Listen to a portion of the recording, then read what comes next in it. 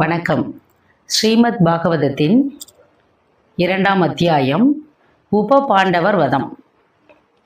சூதர் நைமிசாரண்யத்துக்கு முனிவர்களை பார்த்து வியாசர் பாகவதம் அருளி செய்த விருத்தாந்தத்தை விவரித்துவிட்டு பரீட்சித்துக்கு ராஜனின் வரலாற்றை தொடங்கினார். பாரத போரின் இறுதி கட்டம். பாண்டவர்கள் தரப்பிலும் கௌரவர் தரப்பிலும் எண்ணற்ற வீரர்கள் போரிட்டு வீர ஸ்வர்க்கத்தை அடைந்தனர்.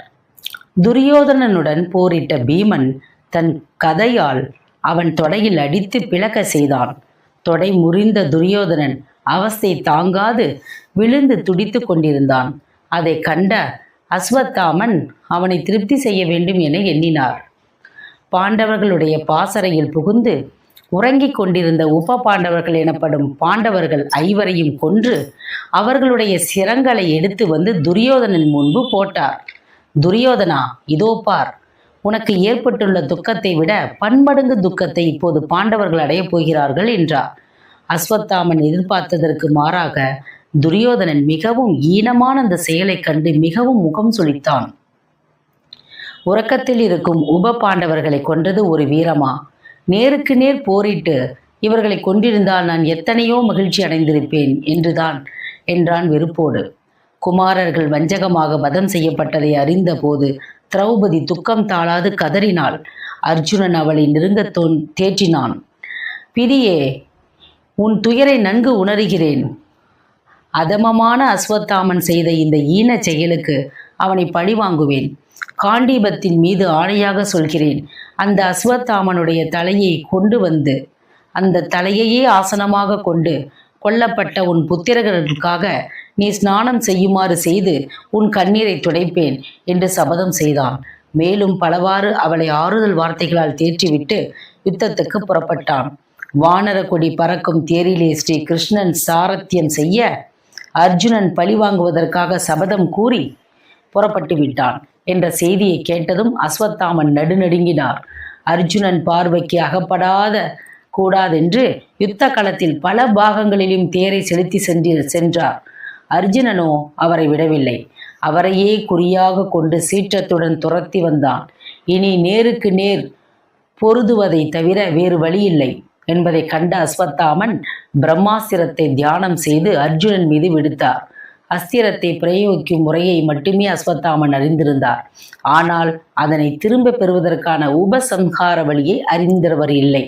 அஸ்வத்தாமனால் பிரயோகிக்கப்பட்ட பிரம்மாஸ்திரம் வானிலே எழுந்து சீற்றத்துடன் பாய்ந்து நாலா பக்கங்களிலுமிருந்து பயங்கரமான தீயை கக்கி கொண்டு முன்னேற்றி வரும். அதை கண்டதும் அர்ஜுனனுக்கு ஒன்றும் புரியவில்லை. ஏ கிருஷ்ணா, இதென்ன சீற்றம்? நாற்புறமும் கொடூரமான தீயை கக்கி கொண்டு பாய்ந்து வரும் இது என்ன? எனக்கென்றும் விளங்கவில்லையே என்று நடுங்கும் குரலில் கேட்டான். அர்ஜுனா, உன் அழிவுக்காக அஸ்வத்தாமனால் ஏவப்பட்ட பிரம்மாஸ்திரம் இது.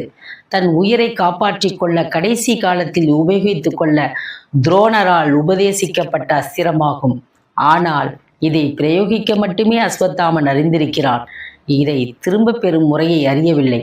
ஆகவே உன்னிடம் உள்ளதும் இதைவிட வலிவு உள்ளதுமான பிரம்மாஸ்திரத்தை நீ பிரயோகம் செய்து இதை ஜெயிப்பாயாக. ஏனெனில் உபசம்ஹார முறை உனக்கு தெரியும் என்றார் கிருஷ்ணர். அதன் பிறகு அர்ஜுனன் பகவான் கிருஷ்ணரை வலம் வந்து வணங்கி தியானம் செய்து பிரம்மாஸ்திரத்தை பிரயோகித்தான். அர்ஜுனனால் விடப்பட்ட அஸ்திரம் எதிரே பெரும் சீற்றத்துடன் வரும் அஸ்திரத்தை தாக்கியது. அண்ட சராசரங்கள் அனைத்தும் நொறுங்கி விடுவது போல் பயங்கரமான மோதல் நிகழ்ந்தது. யுத்த களத்தில் உள்ளவர்கள் பிரளயம் வந்து விட்டதோ என நடுங்கினர். ஒன்றையொன்று அஸ்திரங்கள் தாக்கும் போது உண்டான கொடூர உஷ்ணம் யுத்த களத்தையே தகித்தது. அர்ஜுனா, இரு அஸ்திரங்களையும் உபசம்ஹாரம் செய் என்றார் கிருஷ்ணர். அவ்வாறே அர்ஜுனன் பகவானை தியானித்து உபசம்ஹாரம் செய்தான். சீறி பாய்ந்து கொண்டிருந்த இரு அஸ்திரங்களும் சாந்தமடைந்து அர்ஜுனனை அடைந்தன. தம்மிடம் இருந்த கடைசி அஸ்திரம் பிரயோஜனமற்றதாகி விட்டதை கண்ட அஸ்வத்தாமன் என்ன செய்வதென்று தோற்றுவாதால் ரதத்தோடு யுத்த களத்திலே சிலையாக நின்று விட்டார். அவரை நெருங்கி வந்த அர்ஜுனன் யாகம் செய்பவன் பசுவை கட்டி போடுவதைப் போல அஸ்வத்தாமனை கயிற்றால் பிணைத்து தன் கூடாரம் நோக்கி இழுத்து சென்றான். அப்போது கிருஷ்ணன் அவனை பார்த்து, அர்ஜுனா, இவனை எங்கு அழைத்து செல்கிறாய்? உன் கடமை என்ன? திரௌபதியிடம் சபதம் செய்தது என்னவாயிற்று?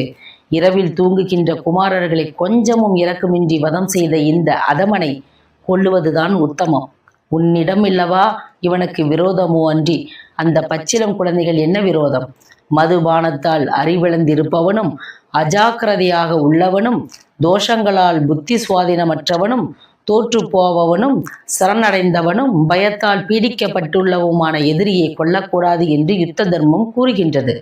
ஆனால் பிறருடைய உயிரை கொண்டு தன் உயிரை காத்துக்கொள்ள முயற்சிப்பவனை கொள்வது அவனுக்கு உதவி செய்வது போலதான் ஆகும். ஏனெனில் அது மாதிரியான நிலையில் உள்ளவன் தண்டரூபமான பிராய்ச்சித்தத்தை செய்து கொள்ளாவிடில் நரகத்தை அடைவான். பார்த்தா, திரௌபதிக்கு என்ன பதில் சொல்வாய்? இவனுடைய செய்கையை துரியோதனனே ஏற்கவில்லை. ஆகவே இந்த பாவியை இப்போதே கொன்று சிரத்தை கொய்து திரௌபதியிடம் சமர்ப்பிப்பதே நீ செய்யக்கூடியது என்றார். அர்ஜுனனோ கிருஷ்ணனுடைய வார்த்தைகளை கேட்டு குரு புத்திரரான அஸ்வத்தாமனை கொல்ல விரும்பவில்லை. கிருஷ்ணா, என் புத்திரர்களை கொன்ற பெரும் பாவியான அஸ்வத்தாமன் என் குரு புத்திரரான அன்றோ இருக்கிறான். நான் எவ்வாறு கொள்வது? குருவுக்கு அபச்சாரம் செய்வது போல் ஆகிவிடுமே என்றான். அவமானத்தால் தலைகுனிந்தவராய் கயிற்றால் பிணைத்து இழுத்து வரப்பட்ட அஸ்வத்தாமன் திரௌபதியின் முன்பு கொண்டு போய் நிறுத்தப்பட்டார். அவருடைய நிலையை கண்டபோது அவள் உள்ளம் இறங்கியது. சுவாமி, இவருடைய நிலையை காணும்போது என் உள்ளம் பெரிதும் வேதனை கொள்கிறது.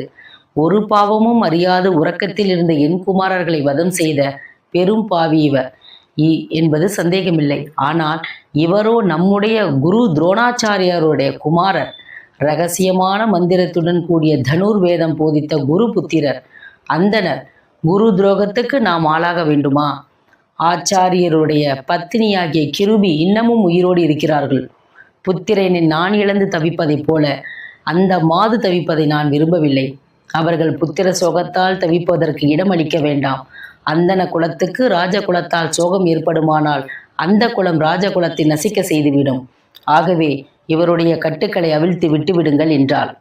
திரௌபதி கூறிய நியாயம் நிறைந்த வார்த்தைகளை கேட்டதும் தர்மபுத்திரர் அவளை புகழ்ந்து போற்றினார். திரௌபதி, உன் வார்த்தைகள் தர்ம சாஸ்திரத்திற்கு ஒப்ப இருக்கின்றன.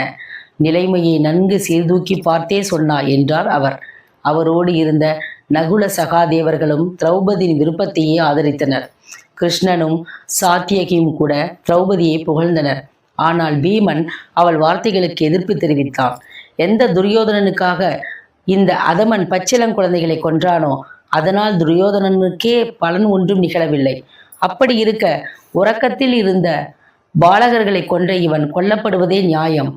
இவன் விஷயத்தில் இதர தர்மங்களுக்கு இடம் இல்லை என்றான் பீமன். அர்ஜுனன் சிறிது நேரம் குழம்பினான். போர்க்களத்திலே அஸ்வத்தாமனை பிடித்த போது கிருஷ்ணன் அவரை கொல்லுவது உத்தமம் என்றார். இங்கே திரௌபதி அதே கிருஷ்ணனால் போதிக்கப்பட்ட தர்மத்தை எடுத்து கூறி அஸ்வத்தாமனை கொல்ல வேண்டாம் என கேட்டுக்கொள்கிறார். இருவரில் யாருடைய அபிப்பிராயத்தை அவன் ஏற்றுக்கொள்வது? அர்ஜுனனுடைய குழப்பத்தை அறிந்த கிருஷ்ணன் மெல்ல அவனை பார்த்து சிரித்தார். பார்த்தா, நான் சொன்னதை கேட்டாய். இப்போது திரௌபதி சொன்னதையும் கேட்டாய். திரௌபதி கூறியதும் என்னால் எடுத்து காக்கப்பட்ட தர்மங்களே. இவற்றில் எதற்கும் பங்கம் வராது நீ நடந்து கொள்வதே சிறந்ததாகும். காண்டீபத்தின் மீது ஆணையிட்டு பழிவாங்குவதாக கூறியிருப்பதையும் மறந்து விடாதே என்றார். கிருஷ்ணனுடைய அபிப்பிராயத்தை அர்ஜுனன் நன்கு உணர்ந்து கொண்டார். நடக்க முடியாத எந்த காரியத்தையும் செய்யுமாறு அவர் தூண்டப்பட மாட்டார். இரு அபிப்பிராயங்களுக்கும் பங்கம் ஏற்படாது நடக்குமாறு அவர் சொல்லும்போது அதற்கு ஒரு வழி இருக்கிறது என்பதை உணர்ந்தான். நேராக அஸ்வத்தாமனிடம் சென்று கத்தியை உருவி அவர் சிகையையும் தலையில் உள்ள மணியையும் அடியோடு துண்டித்து எறிந்தான். பின்னர் அவர் கட்டுக்களை அவிழ்த்து கூடாரத்துக்கு வெளியே கொண்டு போய் விட்டு திரும்பினான். சாஸ்திரத்திலேயே பிராமணர்களை வதம் செய்வதற்கு இப்படி ஒரு வழி கூறப்பட்டுள்ளது. அவர்களுடைய சிகையை எடுத்தும் அவர்களிடமில்ல உத்தமமான பொருட்களை பிடுங்கி கொண்டு அவர்கள் நிர்வகித்து வரும் ஸ்தானத்தில் இருந்து அவர்களை விரட்டுவதுமானது அவர்களை வதம் செய்வதற்கு ஒப்பாகும். அவர்கள் தேகத்தை வதம் செய்ய வேண்டிய அவசியமில்லை. அர்ஜுனனால் செய்யப்பட்ட இந்த காரியத்தை அனைவரும் மகிழ்ச்சியோடு ஏற்றனர். பின்னர் அவர்கள் போரிலே இறந்த பந்துக்களுக்கு செய்ய வேண்டிய கர்மாக்களை செய்ய கங்கைக்கு கரைக்கு புறப்பட்டனர். அங்கே கூடியிருந்த திருதராஷ்டிரன், காந்தாரி, குந்தி, தர்மபுத்திரர் முதலானோர் பந்து ஜனங்களுடைய மரணத்துக்காக வந்திருந்த போது கிருஷ்ணர் அவர்களுக்கு பல வார்த்தைகள் சொல்லி சமாதானப்படுத்தினார். துரியோதனனால் அக்கிரமாகிக்க கவர்ந்த கொல்லப்பட்ட ராஜ்யத்தை மறுபடியும் தர்மபுத்திரருக்கு நிலைக்க செய்து அனைவராலும் போற்றப்பட்டு உள்ளவராய் துவாரகைக்கு புறப்பட தயாரானார். அப்போது ஹே கிருஷ்ணா என்று அலறிக்கொண்டு உத்தரை அங்கே ஓடி வந்தாள். கிருஷ்ணனை நெருங்கி அவள் பாதங்களில் விழுந்தாள். ஹே ஆபத் பாந்தவா, இந்த உலகில் உன்னை தவிர பயத்தை விலக்குபவர் எவரும் இல்லை என்றே நான் உணர்கிறேன். பயங்கரமான கூறிய அஸ்திரம் என்னை விரட்டுகிறது. என்னை பழிவாங்கும் நிமித்தமாக விடப்பட்டிருப்பதால் அதற்காக நான் தயாராக இருக்கிறேன். ஆனால் என் உதரத்தில் இருக்கும் கர்ப்பத்துக்கு அதனால் ஆபத்து ஏற்படாது காப்பாற்ற வேண்டும் என்று கண்ணீர் விட்டு கதறினாள். அதே சமயம் பாண்டவர்களை நோக்கி 5 அஸ்திரங்களை சிறிகொண்டு வந்தன. அவர்கள் திடுக்கிட்டவர்களாய் தங்களை அஸ்திரத்தினின்று காத்துக்கொள்ள ஆயுதங்களை கையில் எடுத்தனர். கிருஷ்ணனோ தம் சுதர்சனத்தை கையில் எடுத்தவராய் பாண்டவர்களை பார்த்து பயப்பட வேண்டாம் என்று அபயமளித்தார். இது அபாண்ட வஸ்திரம் எனப்படுவது. அவமானம் தாங்க பெறாது அஸ்வத்தாமன் கடைசி முறையாக பாண்டவர்கள் வசமே நிர்மூலமாக்கிவிட வேண்டும் என்று இதை ஏவி விட்டுள்ளான் என்று கூறிய கிருஷ்ணர் மாயா சக்தியால் உத்தரையின் கர்ப்பத்திலே நுழைந்து அங்கே வளர்ந்து வரும் கருவை சூழ்ந்து கொண்டு அஸ்திரத்தால் ஆபத்து நேரா வண்ணம் தடுத்தார்.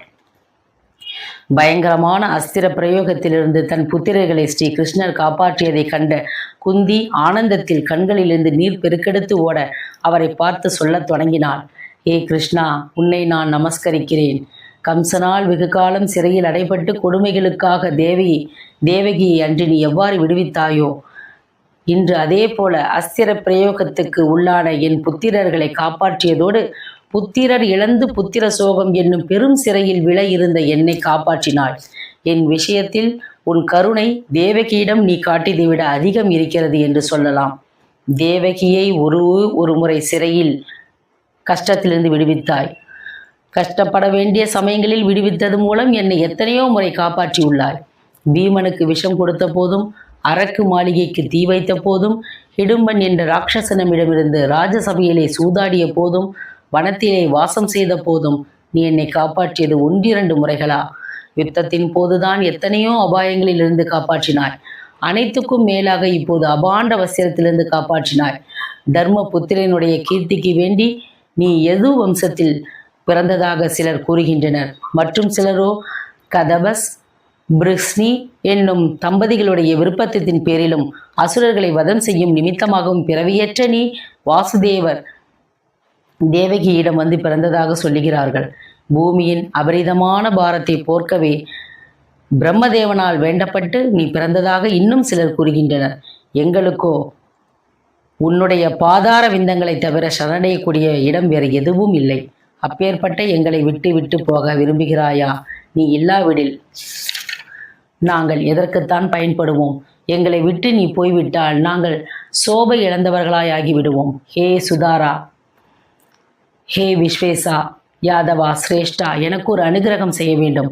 யாதவர்களிடம் பாண்டவர்களிடமும் நான் கொண்டுள்ள பாசத்தை அறுத்தெறியும் சக்தியை எனக்கு அளிக்க வேண்டும். என் துதி சதா காலமும் உன்னிடமே நிலைத்து நிற்க அருள் புரிய வேண்டும். இவ்வாறு குந்தி தேவி பிரார்த்தித்த போது கிருஷ்ணன் மெல்ல சிரித்தபடி உன் விருப்பப்படியே நிறைவேறும் என்று அனுகிரகித்தவராய் துவாரகை போகும் எண்ணத்தை மாற்றிக்கொண்டு மற்றவர்களோடு அஸ்தினாபுரத்தை அடைந்தார். அங்கு சில நாட்கள் தங்கி அனைவரையும் திருப்திப்படுத்தியவராய் மீண்டும் அவர்களிடம் விடை பெற்று கொண்டு துவாரகைக்கு புறப்பட்டார். துவாரகைக்கு புறப்பட்ட கிருஷ்ணனை தர்மபுத்திரர் தடுத்தார். கிருஷ்ணா, என் உள்ளம் ஏனோ அமைதியின்றி தவிக்கிறது. யுத்தத்திலே உயிரிழந்த எண்ணற்ற உயிர்களுக்கு காரணம் நான் அல்லவோ? பந்து மித்திரர்களை கொன்று குவித்த எனக்கும் எத்தனை கோடி வருஷங்கள் நரகத்தில் உழன்றாலும் பாவம் நீங்க போவதில்லை. போர்க்களத்தில் எதிரிகளை வதைப்பதானது பாவம் அல்ல என்று சொல்லப்பட்டிருந்தாலும் யுத்தத்திலே என்னால் வதைக்கப்பட்டவர்களுடைய பத்தினிகளுக்கு நான் துரோகம் செய்தவனாகிறேன் அல்லவா? அந்த பாவத்தை கிருகஸ்தாஸ்மரத்துக்கு கூறப்பட்ட கர்மாக்களால் போக்கிக் கொள்ள எனக்கு சக்தி இல்லை என்று தர்மபுத்திரர் கூறியவராய் தம்மை பீடித்துள்ள அந்த துக்கத்திற்கு பரிகாரம் கேட்க உத்தராயணத்தை எதிர்நோக்கி காத்து கிடக்கும் பீஷ்மரை தேடி குருஷேத்திரத்திற்கு புறப்பட்டார். அவரோடு வியாசர், அர்ஜுனர் முதலானவர்களும் புறப்பட்டனர். ஸ்ரீ கிருஷ்ணரும் அர்ஜுனரோடு தேரில் ஏறி புறப்பட்டார். இந்த அத்தியாயம் நிறைவடைகிறது. மீண்டும் அடுத்த அத்தியாயத்தில் சந்திப்போம். வணக்கம்.